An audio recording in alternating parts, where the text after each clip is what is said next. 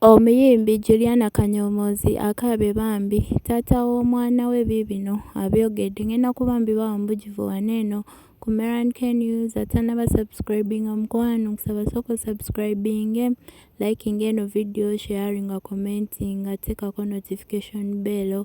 Bwenteekayo video togisubwa naye nga muli mutya bamikwano, mwasiibye mutya, mwasuze mutya. Kansubire muli bulungi yonna gye musinzidde okulabira. Omukyala JULIANA yaliko wali eri ku interview n'abatasika conversations n'anyumya ku bikwata ku bulamu bwe. Bayogera bingi nnyo mu eyo interview, naye nasazeewo kubaleeterako kuze nandiise key moments ezaali mu eyo interview. Yavaayo bambi n'ayogera ku mwana we yafa, omwana we omugenzi eyali ayitibwa Keron bambi n'akaabawo amaziga, era n'agamba kuva omwana we afa waliwo ebintu bye yalekerawo okukola, waliwo ebifo gye bagendanga naye gy'atakyagenda. Mbu omwana we yafa, bintu bingi ebyakyuka bulamu bwe bambi n'ayungula ne kuziga awo. Naye kansooke mbateereko video mubirabeko then awo maaso tukomewo. Era yayogedde ne ku bya taata w'omwana we ono gw'alina kati, naye ngayo video yiino musooke mugirabeko tukomewo. What people don't understand is that a child is not replaced. A child is not replaced. God will give you another child, definitely. That will be another wonderful gift. But he's not supposed to be a replacement of the other one. They're all your children. They're both my children. But I'm thankful, to my family, my friends. I got closer to God. And that really kept me strong. It gets easier when you choose to remember the light moments you had, with your loved one. And for me, I made a decision to just take my time, do what I feel is right for me to do in that moment. There are things I've never done since he passed. There's a particular restaurant we used to go with him.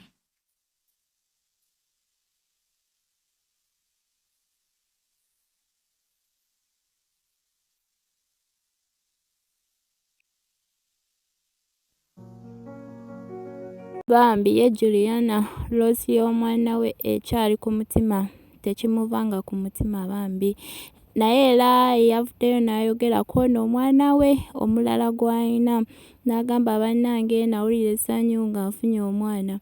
Jjukira oli omwana we yafa, JULIANA yatwala akabanga okuddamu okuzaala, era abantu bamwogereranga ebigambo ne bagamba takyazaala, mbu yajjangamu embuto. Bannange abantu baatokomoka awo omugambo, naye n'agamba mbu mu kaseera akatuufu, mu tayimingi entuufu, Katonda yamuwa omwana omulala, era oyo omwana teyamuzaalira mu Uganda, era n'olubuto abantu tebaalumanya.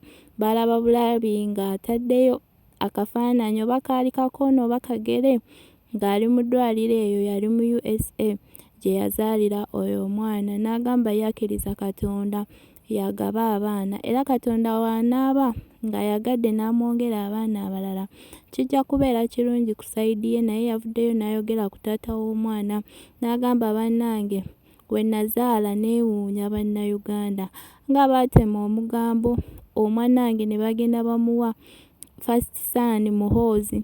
Buno naye kyamutiisa, kyamukanga, n'agamba bannange bantu mmwe musaala omugambo. N'agamba n'ekisooka nze ne MUHOOZI tetwesinkanangako, twakesinkana just of recent, mbu baali eyo Soroti gye beesisinkana, era baali ku mulimu nga bagenze kuyimba.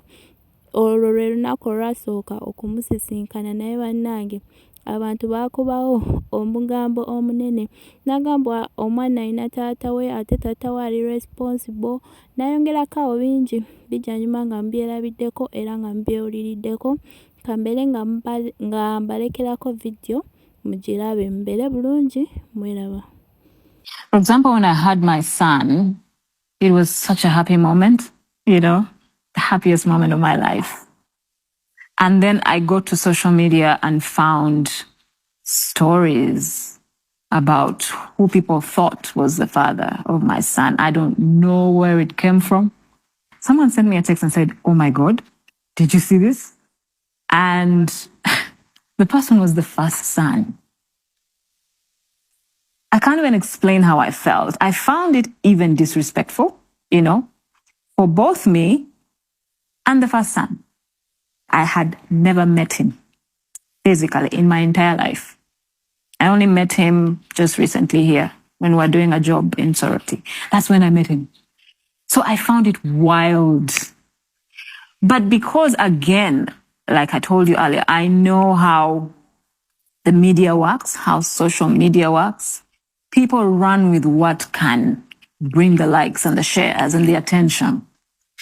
And I feel like it's become a trend now. People make up stuff just to trend.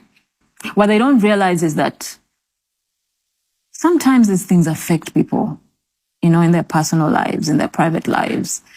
I have a family, my son has a wonderful father, and he reads that stuff, And so in that area, I found that was quite disrespectful. But I choose to ignore it because at the end of the day, life is life. You can't control people. You can't control people's actions. And if the people in your life, if the people close to you, the people who love you, know who you are, trust you, love you, what more do you want? There's nothing to prove. I'm in a very happy place right now.